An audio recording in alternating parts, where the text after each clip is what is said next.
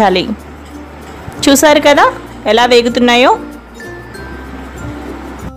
చూసారు కదండి, ఇక్కడ మనకి అటుకులు కూడా చాలా దోరగా మనం వేయిస్తున్నాము. మనం లో ఫ్లేమ్లో పెట్టుకునే వేయించుకుంటున్నాం. హై ఫ్లేమ్లో పెడితే మాడిపోయే అవకాశం ఉందన్నమాట. అందువల్ల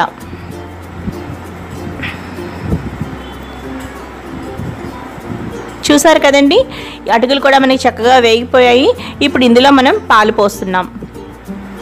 ఇక్కడ మనం క్రీమ్ మిల్క్ యాడ్ చేస్తున్నామండి. క్రీమ్ మిల్క్ యాడ్ చేయడం వల్ల మనకి పాయసం టేస్ట్ చాలా రుచిగా ఉంటుందన్నమాట.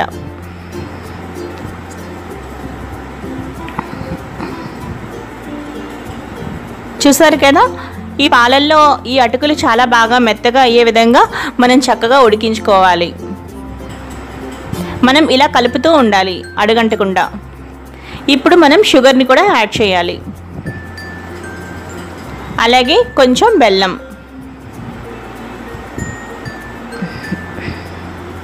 జస్ట్ ఒక ఫ్లేవర్ కోసం మాత్రమే నేను ఇక్కడ బెల్లం యాడ్ చేశానండి. ఒకవేళ మీరు బెల్లంతోనే తయారు చేసుకోవాలనుకుంటే మీరు అలా కూడా వేసుకోవచ్చు. నేను ముఖ్యంగా షుగర్ మాత్రమే ఎక్కువగా యాడ్ చేశాను. అలాగే షుగర్, బెల్లం చక్కగా ఈ పాలల్లో ఈ అటుకులు ఇవన్నీ కూడా బాగా కరిగే విధంగా చక్కగా కలుపుతూ మనం ఉడికించుకోవాలి. ఈ అటుకులు కూడా మనకి చాలా బాగా ఉడికిపోతున్నాయండి. మనకి చిక్కబడుతోందన్నమాట పాయసం కూడా మనకి తెలుస్తోంది ఇక్కడ. ఇప్పుడు మనం దీనిలో డ్రై ఫ్రూట్స్ని యాడ్ చేసుకుని, అలాగే మనం ఇక్కడ మీకు ఒక విషయం చెప్పాలనుకుంటున్నానండి. మనం ఇక్కడ షుగర్, బెల్లం రెండు వేసిన తర్వాత మనం స్టవ్ ఆఫ్ చేసేయాలండి. అంటే మనం ఎక్కువసేపు మనం ఉడికించడం వల్ల అది విరిగిపోయే అవకాశం ఉందన్నమాట. అందువల్ల మనం స్టవ్ కూడా ఆఫ్ చేసేయాలి.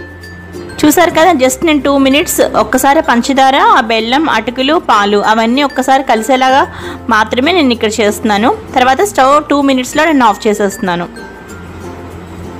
ఇప్పుడు మనం క్రష్ చేసి పెట్టుకున్న ఈ యాలకుల పొడి, అలాగే ఏవైతే వేయించి పెట్టుకున్న డ్రై ఫ్రూట్స్ ఉన్నాయో ఇవన్నీ కూడా మనం ఈ అటుకుల పాయసంలో వేసి ఒకసారి కలిపి మనం సర్వింగ్ బౌల్లోకి తీసుకోవడమేనండి.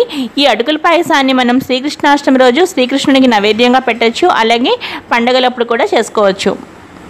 ఇప్పుడు మనం ఒక సర్వింగ్ బౌల్లోకి అటుకుల పాయసాన్ని సర్వ్ చేద్దాం. చూసారు కదండి, అటుకుల పాయసం ఎంత టేస్టీగా, ఎంత ఈజీగా ప్రిపేర్ చేసుకున్నామో మనం.